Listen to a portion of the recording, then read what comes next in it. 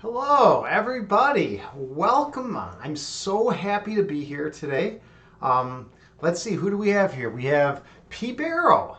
That's how awesome is it that you are willing to come and check out my streams? I'm so grateful. I really hope that you're getting something out of my streams. I'm trying my best to teach what I feel is the most important thing in the world, and that's ways to find peace when people are anxious and fearful. And I feel like if that's my life's work, then I'm doing a great service to the people in the world. And I'm just so happy that you're able to make it. And JT Farms. It's such a pleasure to have you here as well. You've been wonderful to me throughout the years. You're incredible. You know, I've mentioned this before. JT Farms is an incredible poet. So and she's taught me many things about the art of poetry, and I'm eternally grateful for that. You know, she's such a wonderful person. We have a very strong connection, and I'm just really happy and excited that she's been willing to come out and support me on pretty much a daily basis. You know, I mean, not many people can come out and really help another human being, and I think she's getting something out of it too. JT Farms, you're enjoying the meditations, right? You're getting some good vibes from them, right? And oh, P. Barrow, yeah, it says you are. Oh yes, you're getting some good vibes from it as well. So that's wonderful. All right. Wow, I'm truly honored to be here today, for sure. Beautiful, for sure. Okay, so today we're going to do something a little bit different. Now, typically, I discuss a little bit of philosophy at the beginning, and then we hop right into a guided meditation, and then I try to bring the philosophical concepts that I discussed at the beginning of prior to the meditation into the meditation, such that we can get the most benefit, because the philosophical concepts that I bring in at the beginning are very analytical and left brain. But in meditation, we expand our right brain, and we are our right side of our brain, and we're more creative, and we can see things in different patterns. So I try to hit it the left brain and the right brain, and that's when I try to communicate the philosophy that I feel is important in maintaining balance and love and peace in your lives. Oh, Roko Hemda's here. Wow, wonderful, excellent. Well, that's really good, man. I'm really grateful that you're able to make it. Yeah, it just really makes me happy that you're here, man. You know, thank you. You've been another one who's been here from the beginning. You know, we have a really good crew of people here, and it's just it's a blessing, like I said earlier, to have everyone here. And it's just a really good crew of people. Okay, so let's talk a little bit about Immanuel Kant. How many of you have heard of Kant? Have any of you heard of him? And it's spelled Kant, not Kant like the contraction, but Immanuel Kant. And if no one has, that's no big problem. No worries at all. That's why I'm here. I'm here as a teacher to explain the philosophy of Immanuel Kant, such that in my future meditations, you'll be able to understand the terminology that I use better, and you'll be able to understand the concepts, therefore, better as well. Okay, so Immanuel Kant was a German philosopher in the mid to late 1700s. And he initially was a school teacher, and there was another philosopher by the name of David Hume. Some of you might be familiar with. And David Hume wrote a bunch of stuff, and he was, a brilliant philosopher at the time. And Kant was reading some of Hume's work, and he famously was quoted as saying, "Hume woke me from my dogmatic slumber." So basically, the idea was Kant was Christian in origin, and he believed the Christian ideals and whatnot, and he was just kind of going along life in autopilot. But then David Hume came along and published some work, and it just kind of riled him up. Sometimes, like, in order for us to be creative, we need to be riled up. That's just the way it is. Joy, JT Farms, I'm sure you get that, right? Because you're a poet, right? When you're like in a very like blah, nothing state, you're not probably writing good poetry, right? Because you're just kind of like, well, whatever, I feel okay. But when you have like, major, trauma you're dealing with, when you're going through a lot of stuff, that's when the emotions are strong, when your inner fire is burning, that's when you write the best poetry, right? And that's how it was with Kant too. And I believe this is true with any creative endeavor. Any creative endeavor. The people who are just kind of like going along in life, working their standard job, not really doing anything creative, they're not inspired to write. They're not inspired to paint. They're not inspired to do all these amazing things. But the people that go through a lot of struggle and that go through a lot of pain, and they're the ones that are inspired to do great things. All right. So, anyways.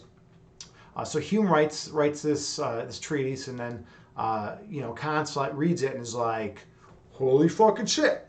I now have a reason to live. I have a purpose. I am like on fire, basically." So Kant basically just became on fire and decided that Hume was totally wrong in what he wrote, and yet everyone was just like buying into it. Everyone in the Western philosophical world was like, "Oh yeah, Hume, he's brilliant. He must be right."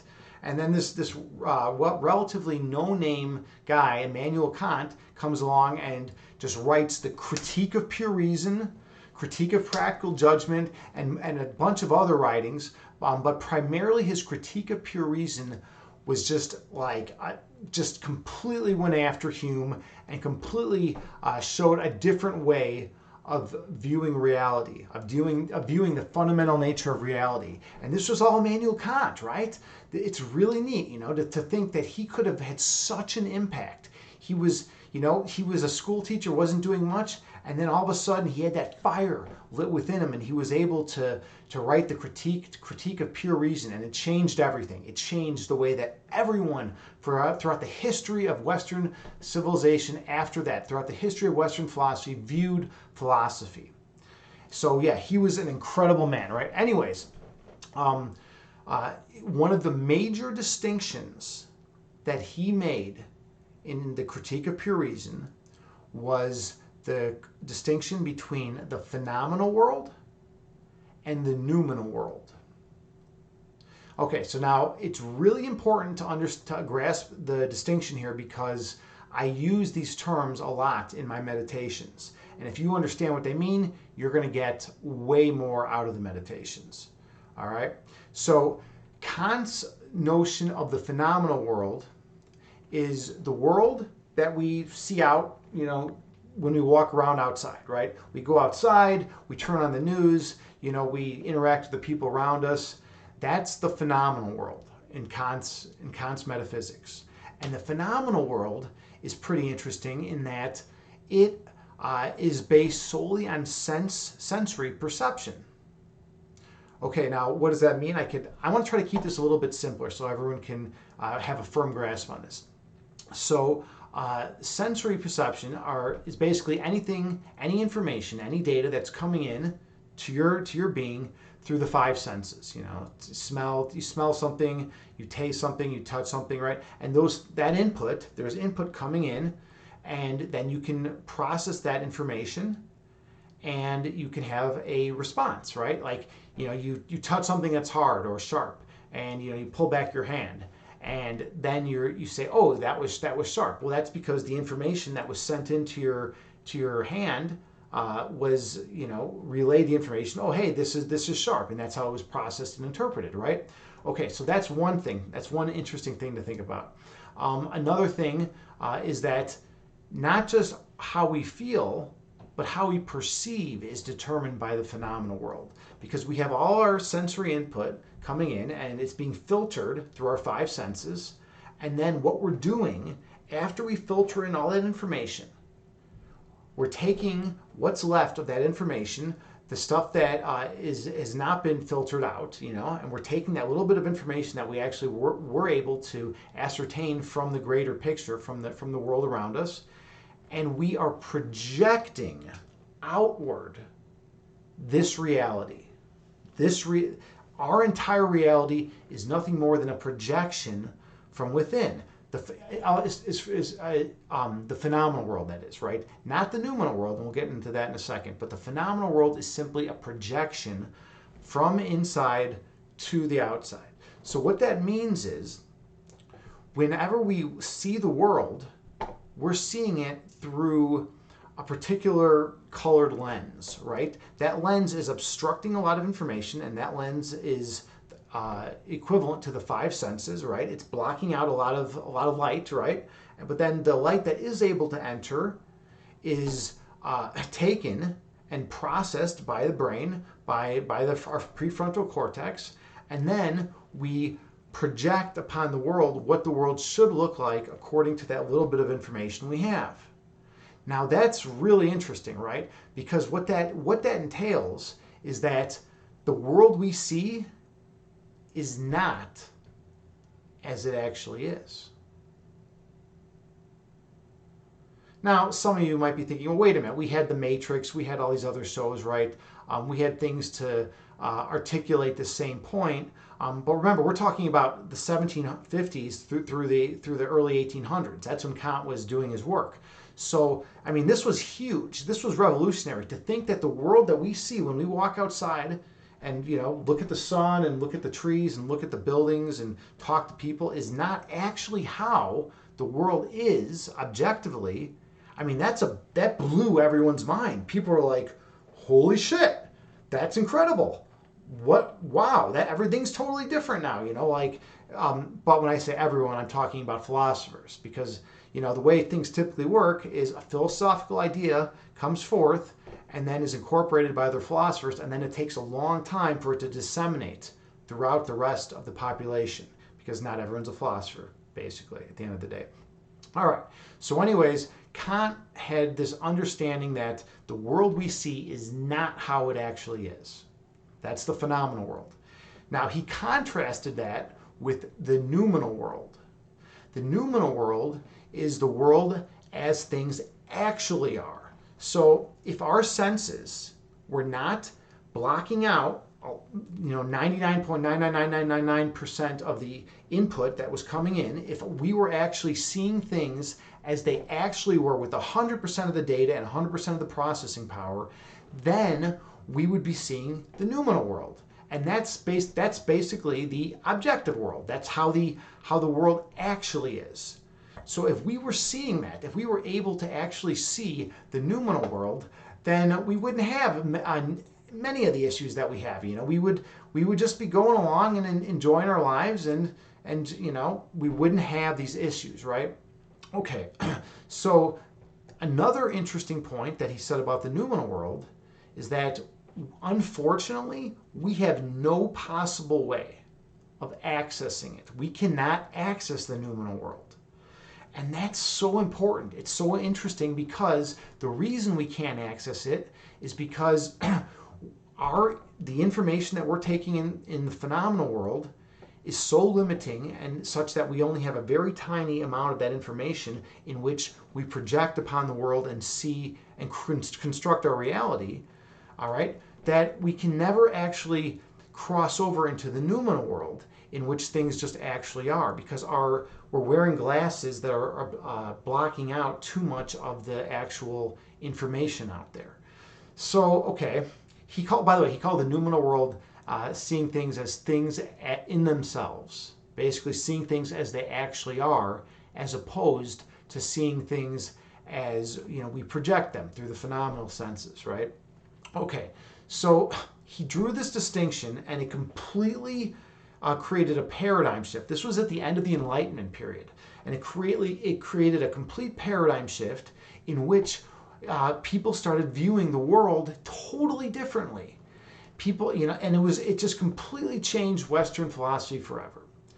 Okay, so Does anyone have any questions about that so far? I know I kind of went off on a really long diatribe about all that, but it's so important to my philosophy and the way I articulate the words I do in my philosophy that I just want to make sure everyone actually, is able to comprehend, what I said, and actually has at least somewhat of an understanding, or maybe a better understanding. And if not, no. If I was clear, I'll take that. If I was perfectly clear, then that's great too, because that's my role as a teacher. A meditation teacher, a yoga teacher, a philosophy teacher. I'm also a chess instructor. For those of you who don't know, so like as a teacher, yeah, I want to be as perfectly clear as possible. So that's something that I do. All right. Okay. Anyways, I think that's about it with Kant and philosophy. So let's do a guided meditation, because that's what we do. We do a little bit of philosophy and we do a guided meditation. And again, I am so grateful that you all came here, and it really means a lot. If you haven't clicked follow, please click follow here and support the channel. I'm Agni James again, and yeah, I really care about all of you, and I'm just eternally grateful that you all were willing to just come on in and just enjoy this philosophical discourse. It means a lot to me, basically. Okay, so now it's time for the meditation. So you'll want to get in a nice, comfortable seated position. You can sit in lotus pose on the floor. You can sit in a chair if that feels better on your back. The main point is that you want to be sitting somewhere where you feel comfortable. And just close your eyes, and then just kind of do a body scan as your eyes are closed. Just kind of scan from the top of your head all the way down to your feet and toes, and just kind of scan and see where you're holding your areas of tension for today and where they can possibly be released. All right, this is going to be important, because one of the main goals of meditation is relaxation. We want to be able to be peaceful and calm, not just in the meditation, but also in the external world. So close your eyes, sit in a nice, comfortable seated position. I have a Buddhist chant track that I play, and it has a chime that goes off every 2 seconds. So that can help you regulate your breath count, and this is super important. Now remember, I'm going to work back in Kant's philosophy into this meditation.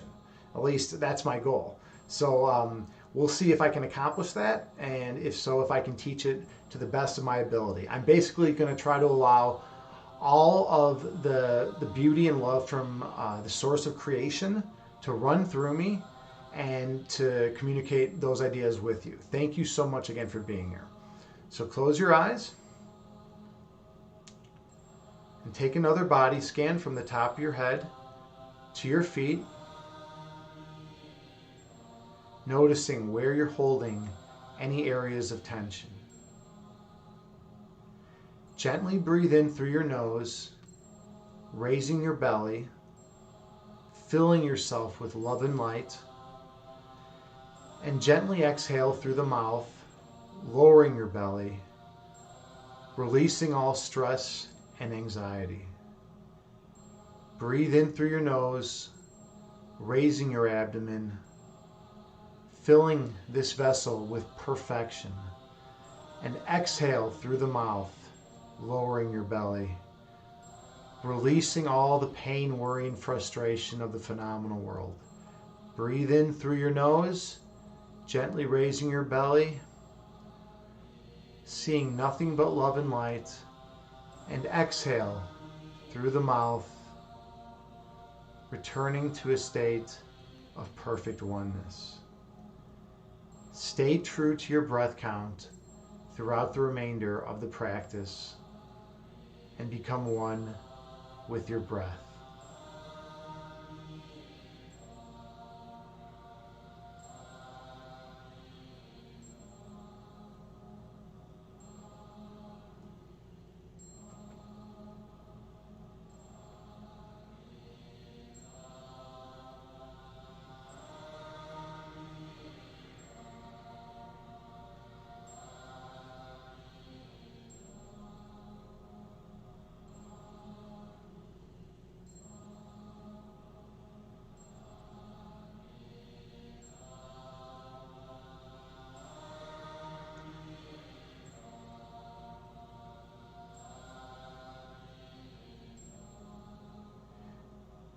The way it works in beginner meditation is that we clear our minds, and then thoughts immediately re-enter our belief set, and they start causing commotion in our head while we're trying to meditate. So then we release those thoughts again, we return to the state of oneness, and then chatter begins again in our heads. And we have to cleanse our minds by letting all that chatter go. And we continually repeat this process throughout the remainder of the meditation. Whenever a thought enters your mind that is not about your breath, you release it, and you return to focusing solely on your breath count. By doing so, by this process of releasing any thoughts that enter your mind repeatedly over and over, eventually you'll be able to clear your mind for longer periods of time in which you'll be able to find peace, comfort, love, and joy, and reconnect with the eternal source of all creation. Scan your body again from the top all the way to the bottom, searching for areas of tightness and tension, and release it from your being. Gently breathe in through your nose, raising your belly, filling this vessel with love and light. And gently exhale through your mouth, lowering your belly, breathing out all that does not serve you.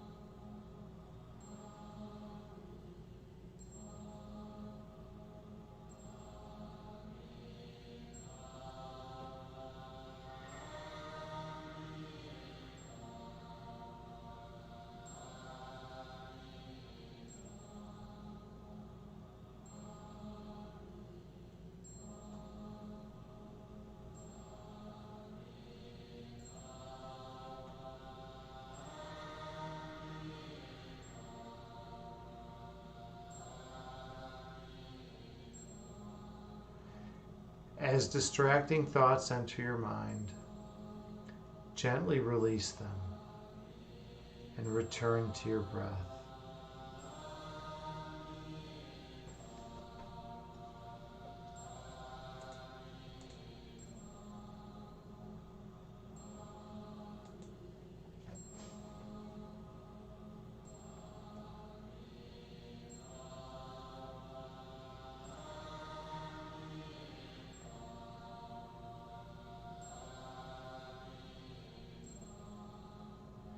Breathe in through your nose. 6, 8. And exhale through your mouth. 4, 6, 8. Inhale through your nose. 4, 6, 8. And exhale through your mouth. 4, 6, 8. When distracting thoughts enter your mind, gently release them and return to the healing power of your breath.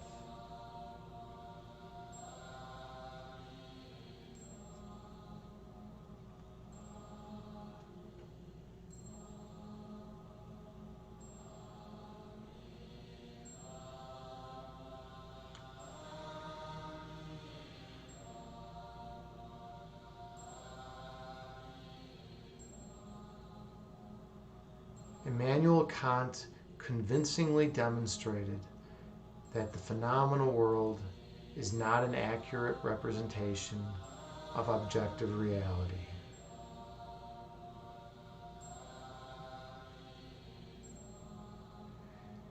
He also showed that the noumenal world is the source of creation, It's the place where things are objectively, but we have no access to it through external means.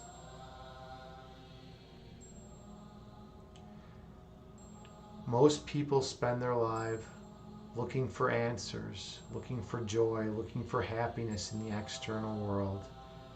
And in the end, they come up empty.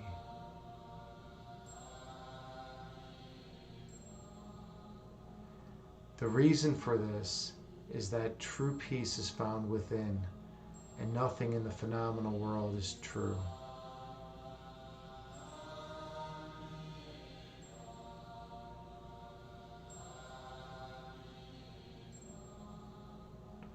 The way to find true peace, love, and joy is to go within, and meditation is a major vehicle to bring us within and see our authentic selves.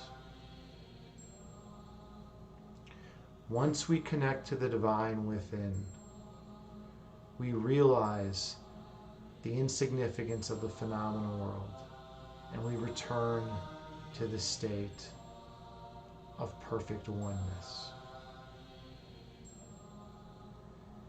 That is our inheritance. That state is where we should be. And if enough of us can enter that state and reside there, then all of phenomenal consciousness will disappear. We will be reunited with perfect oneness with all of creation. And we will feel nothing but love, light, and joy for all human beings. The reason for this is that all human beings are one mind, one being.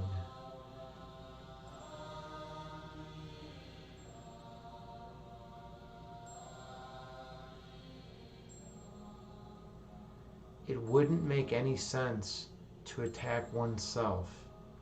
Therefore, it wouldn't make any sense to attack another.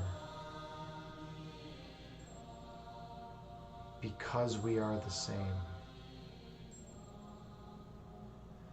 Once we identify with one mind, with one being, with the source of creation, the phenomenal world ceases to exist.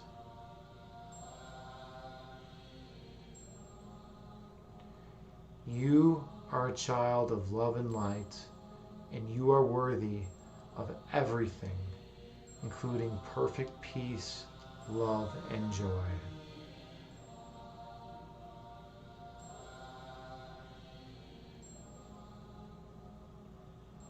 You are what makes God smile. And God in this sense can be the universal energy, it can be whatever God you believe in. But you make God smile. That is your purpose, to be one with God's love.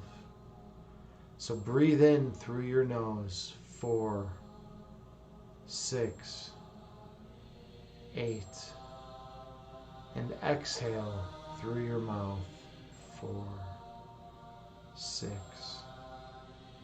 8. Breathe in the deepest breath of the day, 6, 8, and exhale, 4, 6, 8. You are an extension of God's will, pure love and light extending outward to infinity.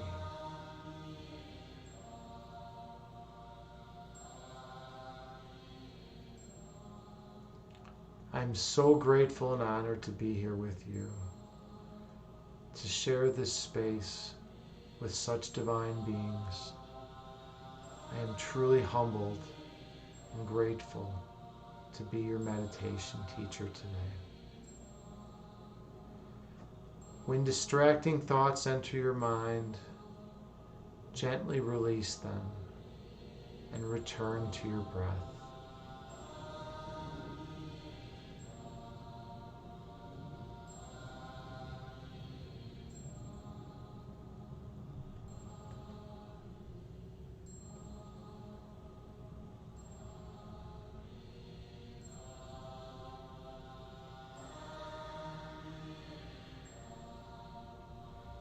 You are perfection.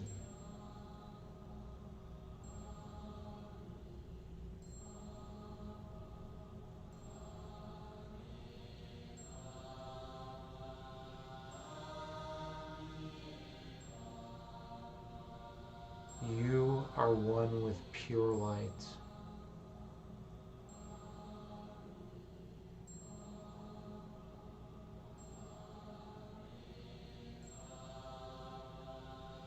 You bring love and light into this world.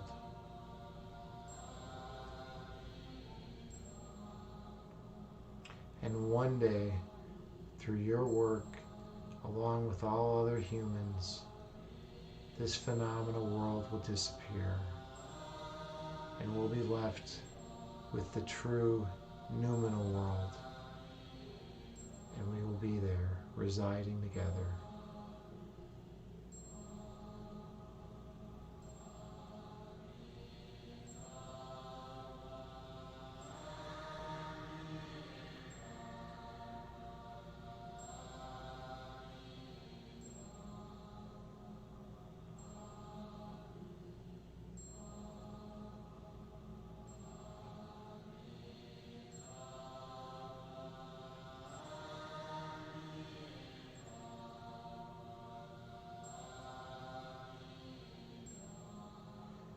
So gently breathe in, taking the deepest breath of the day, filling your vessel with love and light.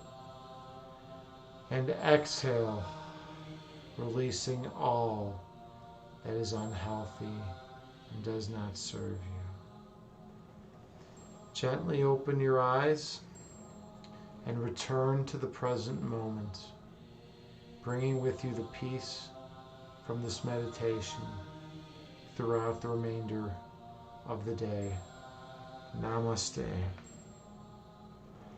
I am Agni James, and I am grateful to be your meditation instructor. How was that, everyone?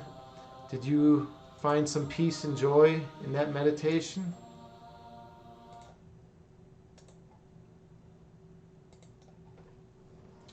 Let me know what you think, because if there's any way I can improve, I want to, because I want to be the best meditation instructor possible.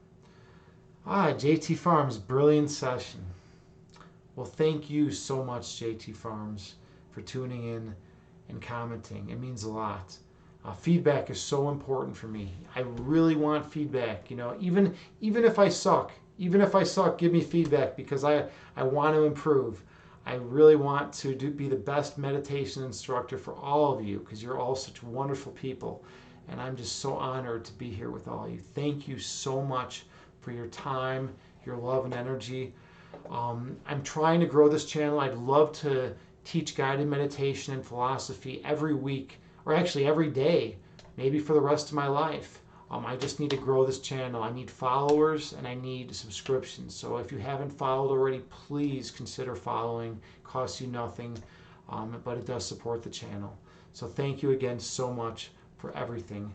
You're all beautiful. You're all children of love and light, and I am eternally grateful for all of your wonderful participation. Okay, I think that's about it. Unless anyone did not understand the distinction between the phenomenal and noumenal worlds that I discussed earlier, I could go over it briefly again, or if there's anything else philosophically you want to discuss, I have a master's in philosophy. This is my thing. I love philosophy. I love analytic philosophy. That's what I studied. And I also love philosophy of science and philosophy of mind and metaphysics. Those are my main areas that I love, and I love teaching those things, and I'd love to continue teaching those things, and I'm going to. And then also we're going to continue to do meditations, because it's so important to be in touch with your internal self. So let's raid someone. Please click follow if you haven't, and subscribe if you really want to support everything. Let's see who's available to raid today. Let's see, we have, oh, look at this. Let's see, Mixed Pose, Great Kind. Those two are reruns. I don't want to raid those. I guess we are going to raid, let's raid Mixed Pose. Let's raid Mike Fit. I haven't rated Mike Fit recently, so we'll raid Mike Fit. And God bless everyone. Thank you so much. Start the raid right here. He's a cool guy. Him and his wife's a professional boxer, and she's really, really good. And then he's just in phenomenal shape. So give them some support. Well, let's raid them.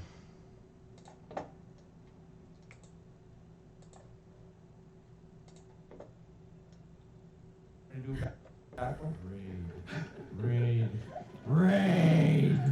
And I was like, it was perfect. Hey! Evolve yourself. Welcome through. Hey, Evolve. Evolve yourself. Thanks for being in the community. You are coming with us. No, it's my Mother's Day, and I can make the wish that I want. That's why it's a wish. Tell your mama happy Mother's Day. Good to see you. We're sorry. How you doing? David Offbeat, good to see you, man. David Rishad. Offbeat, welcome. See you later, Mike. Gotta take a nap, Rishad. I'm After gonna that go chill pizza? as well. But Good. follow yourself. You're coming on. You're coming onto the raid wave with us.